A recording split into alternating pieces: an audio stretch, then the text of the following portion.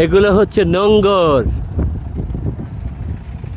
ছোট ছোট ট্রলার নোঙর করে নদীতে বা সাগরের পাশে।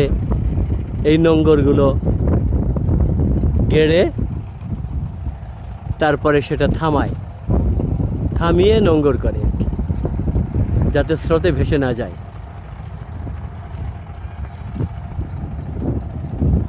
চরমন্তাজ দেখেন, দূরে অনেক বড় বড় লঞ্চ দেখা যাচ্ছে, ট্রলার দেখা যাচ্ছে।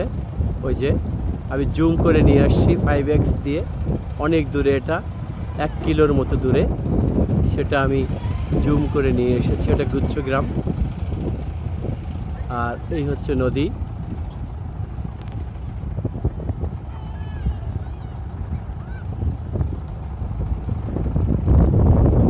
এই লঞ্চে করে আমরা এসেছি ঢাকা থেকে।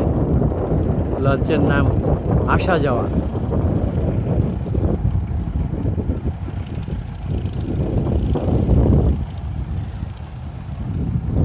চরমন্তাজ থেকে বিদায় নিচ্ছি আমি, রবিউল মাশরাফি।